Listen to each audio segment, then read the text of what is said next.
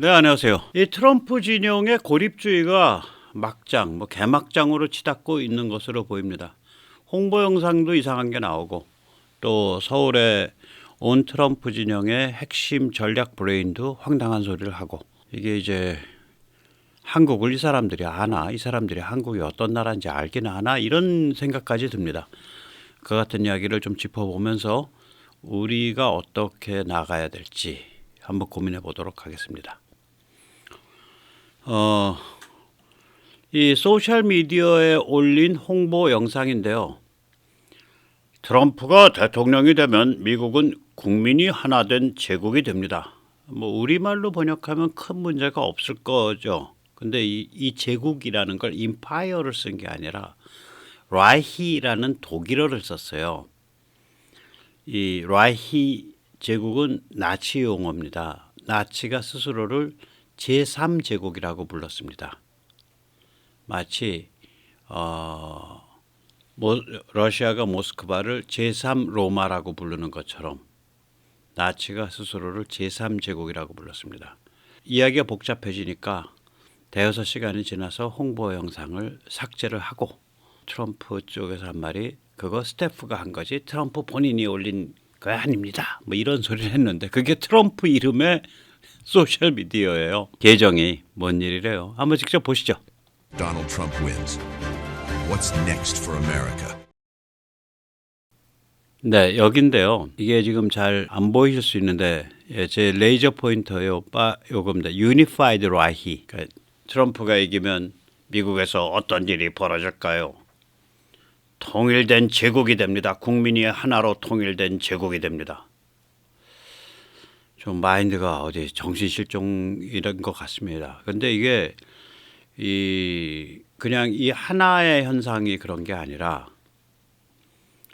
트럼프의 브레인 중에 브레인이라고 하는 트럼프가 이기는 경우에 국가안보 보좌관이 될 것이라고 얘기가 되는 문제적 인간이 있죠. 예, 한국에 와서 또 이상한 이야기를 했습니다. 그 얘기를 좀 더 자세히 살펴보기 전에 먼저 세뇌탈출 자유구독료 부탁 말씀 올립니다. 아시다시피 세뇌탈출은 광고가 잘 붙지 않습니다. 붙더라도 천천히 붙는 경향이 있습니다. 도와주시면 보다 좋은 컨텐츠로 찾아뵙는데 커다란 힘이 되겠습니다. 감사합니다. 22일 날 아시안 리더십 컨퍼런스가 열렸습니다. 이게 조선일보가 폼 잡고 하는 아주 그 컨퍼런스인데 컨퍼런스 자체는 틀을 잡아서 해요. 예. 제가 조선일보 싫어하지만 이거 자체는 상당히 폼을 잡고 제대로 합니다. 이때 이제 지금 사진에서 왼쪽에서 두 번째죠. 이게 문제적 브레인 엘브리치 콜비입니다. 트럼프가 당선되면 국가안보보좌관 가능성이 높은 인물이죠. 제가 엘브리치 콜비에 대해서 여러 차례 말씀을 드렸죠. 한 번은 대만에 대해서 얘기를 하면서 라이칭더 같은 반중 인사를 대통령으로 뽑으면서 국방은 제대로 갖춰놓지 않는 것은 이건 자살각이다. 그리고 대만은 GDP의 10%를 국방비로 써도 부족하다. 이런 극언을 하더라고요. 그래서 이거 너무 심하네. 근데 국내 언론과의 인터뷰에서 또 엉터리 소리를 했죠. 주한미군은 중국 방어에 중국 억제에 도움이 안 된다. 그리고 한국이 핵무장 갈 수도 있다. 이런 또 엉터리 소리를 하고. 이 엉터리 소리가 거기서 끝나는 게 아니라 아주 살벌한 엉터리 소리를 했어요. 한미일 미사일 방어 체계를 통합해야 합니다. 아니 한국과 미국의 미사일 방어 체계는 이미 통합 연동이 성숙해 가고 있거든요. 독자적 KMD에 의해서. 그러니까 독자적 한국의 미사일 방어 체계 천궁 LSAM을 사용하는 그거와 미국의 감시 정찰 정보, 특히 미국의 위성 쪽 정보가 실시간 연동하고 있단 말이에요. 그런데 새삼스럽게 이 얘기를 한다는 건 무슨 뜻이냐? 조선일보도 저랑 똑같이 해석을 했는데 미국 MD 사서 써라 이거예요. 그 얘기는 뭐를 의미하냐? 한국 그 되도 않은 천궁 LSAM 집어쳐. 그리고 미국 MD 사서 안 쓰면은 너희한테 미국 위성 정보도 안 줘. 이 소리라고요 지금 이게. 조선일보는 어디까지 해석을 했냐면 미국 MD를 사서 쓰는 방안을 얘기하는 것으로 의미된다. 이렇게 해석을 했어요. 그러면 그렇게 된다는 얘기는 뭐냐면 그 다음은 뭐가 돼요? 천군과 엘셈은 집어쳐라 이거지. 안 집어쳐? 야, 우리 위성 정보를 너희랑 왜 연동하는데? 이렇게 나간다는 거예요. 이게 지금. 야, 그래서 이거는 좀 악질적이죠. 이 사람은 지난 몇 년 동안 어디 저기 화성에서 살다가 왔나, 안드로메다에서 살다 왔나. 예. 미국이 이제 2020년경, 2021년경까지만 해도 한국에게 야, 너 이거 저기 천공이니 뭐 엘셈이니 이런 거 하지 마. 그 독자 MD 하지 말고 일본 모델대로만 좀 해줘. 이런 입장이었어요. 일본은 미국 MD를 사용하죠. 그래서 일본은 그 구축함에서 MD를 해줍니다. 그러니까 이지스죠. 예, 로키드 마틴의 이지스 시스템. 그리고 육상에서는 이지스의 육상 버전, 이지스 어쇼를 씁니다. 그런데 미국이 입장을 바꿨어요. 2022년 이후에도 입장을 바꿔갖고 이후에 한국의 독자 MD를 지원해 주는 방식으로 정리가 됐어요. 그래서 2022년에 그게 결정이 되고 2023년 말부터 그러니까 미국의 감시 정찰 정보 주로 위성입니다. 그 연동 통합이 되잖아요. 그러니까 2023년 초에 이 연동 통합을 위해서 미 우주군이 한국으로 파병을 나왔는데 미 우주군이 파병된 유일한 외국이 한국입니다. 지금 이렇게 해서 무르익어 가고 있단 말이에요. 제가 거듭 말씀드리지만 그 MD 통합이라는 게 우리가 독자적인 KMD 한국형 미사일 방어 체계를 진심으로 잘 개발을 해서 그것이 미국의 위성 정보랑 실시간 연동을 하면 이게 통합이에요, 사실은. 지금 이 방향으로 성숙해 가고 있는데 느닷없이 한미일 MD가 통합돼야 됩니다. 이 얘기를 한다는 얘기는 너희 LSM 그 천공 그 꼴 보기 싫으니까 그거 하지 마. 그거 계속해서 그렇게 고집 부리면 우리 그 위성 정보 그 실시간 연동하는 것도 끊어버릴 거야. 수돗물 잠궈. 이런 소리죠. 결국은 그 소리가 되는 거예요, 이게. 좀 악랄하죠? 네, 좀 많이 악랄합니다. 눈에 보이는 게 없는 거죠. 한국은 서방에서 유일하게 독자 MD 풀세트를 추구하는 나라죠. 이게 이럴 수밖에 없는 게 한국은 종심이 짧단 말이에요. 짭종심 납작탄도를 쏜다고 상대방이. 그러니까 뭐 원래 이제 중장거리 탄도미사일은 고도가 1000km, 1400km 이렇게 올라갑니다. 근데 상대방이 100km, 200km, 300km밖에 안 올라가는 그런 거를 쏜단 말이에요. 심지어 이제 그 북한은 대구경 방사포라는 게 탄도미사일을 바짝 낮춰가지고 쏘는 걸 얘기하는 거거든요. 그런데 이렇게 짭종심 납작탄도를 중층, 뭐 4층, 5층으로 방어하는 나라가 없어요, 전 세계에서. 이스라엘이 이번에도 잘 보셨지만 뭐 안보가 위협하다 그러는데 이스라엘의 지근거리에 있는 뭐 헤즈볼라라든지 이런 데들은 시리아라든지 이런 데는 탄도미사일을 제대로 된 걸 운영을 못합니다. 없습니다. 탄도미사일이. 그럼 이스라엘을 겨냥하고 탄도미사일을 쏠 수 있는 데는 후티하고 이란밖에 없는데 후티나 이란이 제일 가까운 데가 1000km가 넘어요. 그러니까 이스라엘은 짭종심 낙잡탄도가 없죠. 그리고 바다가 지중해가 이게 나토가 완전히 장악을 하고 있는 바다잖아요. 지중해가.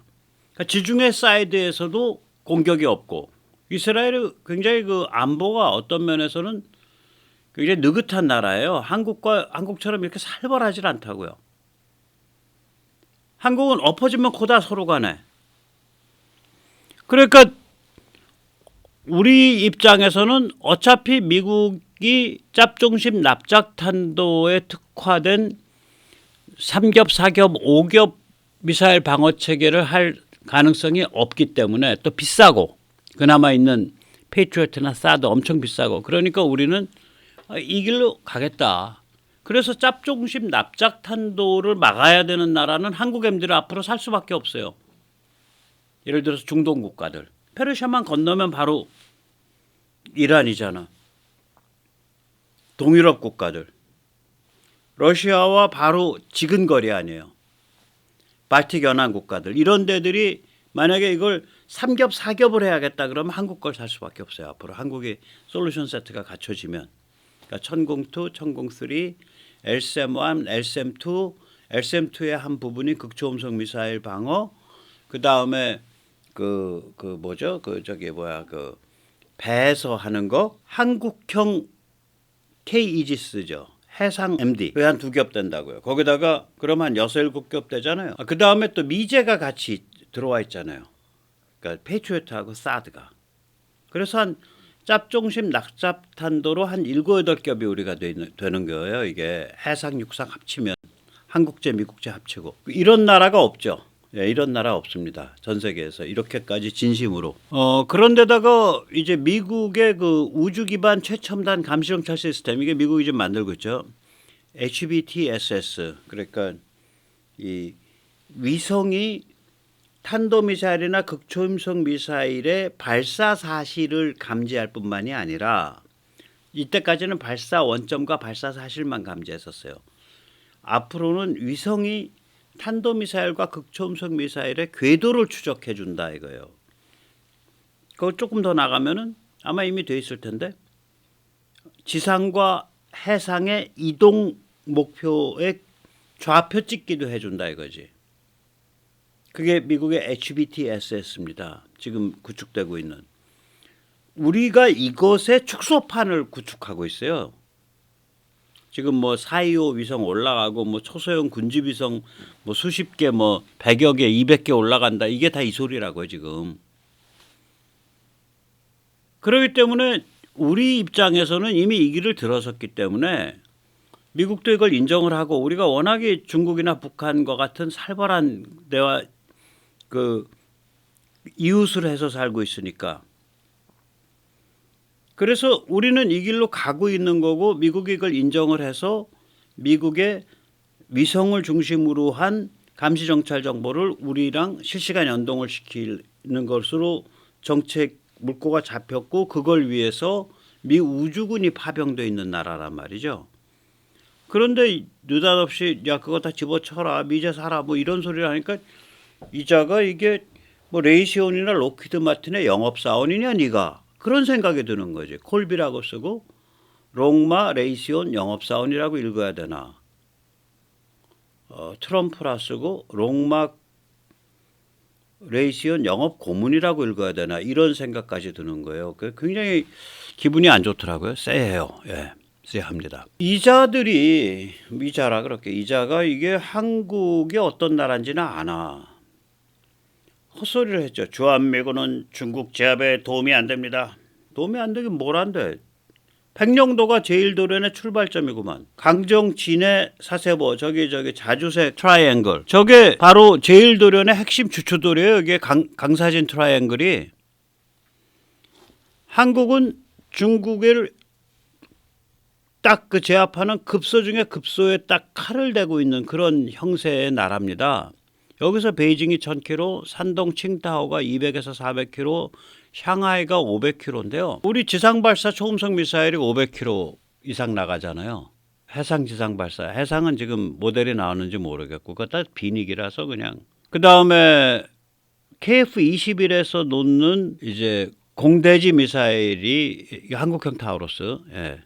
한국형 타우로스가 두 가지입니다. 하나는 FA-50에 채우려고 국가에선 추진하지 않는데 타우로스 본사와 LIG 넥스원이 하고 있는 타우로스의 축소형이 있고요. 한 1톤 정도짜리 무게로. 지금은 한 그러니까 900km 정도. 지금은 한 1300km 정도 나갈 겁니다. 타우로스가 1300, 1400km. 그래서 그 한국에서 지금 철룡 개발하고 있는 거는 기본적으로 800에서 한 1000km 나가요. 이거 사거리 길어요. 베이징이 1000km라고요. KF-21 떠갖고 서쪽으로 좀 한 200km 나가서 놓으면은 미사일 다 들어간다는 얘기지. 탄도미사일은 말할 것도 없고. 산동 칭타오가 200에서 400km밖에 안 됩니다. 산동 이쪽은 그 끄트머리 쪽은 한 200km 되고요. 칭타오는 한 400km밖에 안 돼요. 백령도나 서해안 기준으로. 샹하이가 제주도에서 500km밖에 안 돼요. 일본은 좀 안 엮이려고 한 발 물러서는 거고, 우리는 어차피 뭐 엮이든 안 엮이든 어차피 중국에 대해서 정체성 게임을 하고 중국에 대해서 반공 게임을 하지 않으면 우리는 못 살아가는 그런 민족이니까 우리는 내놓고 하는 거고. 그런데 이게 중국 제압에 별로 도움이 안 돼? 그러니까 정신 실종 상태로 보여요. 제가 보기에는 그 핵심 브레인이라고 하는 자조차도. 네. 이런 군사지리적 특징 말고 이 경제에 있어서도 굉장히 중요한 일이 있죠. 우리는 중국, 러시아에 대한 의존을 해결해 주는 나라가 됐어요. 어느새. 직접적으로는 예를 들어서 원전.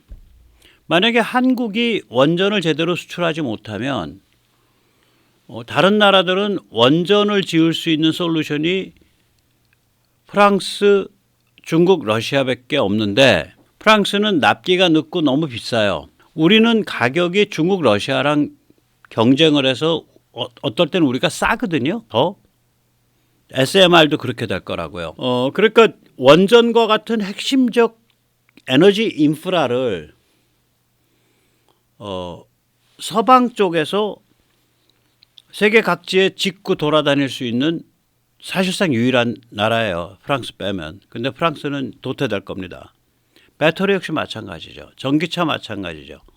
조선, 만약에 한국 조선이 저렇게 잘 나가질 않으면 중국 아무리 욕을 해도 결국 중국을 찾아가서 배 지어주세요라고 말할 수밖에 없는 거예요.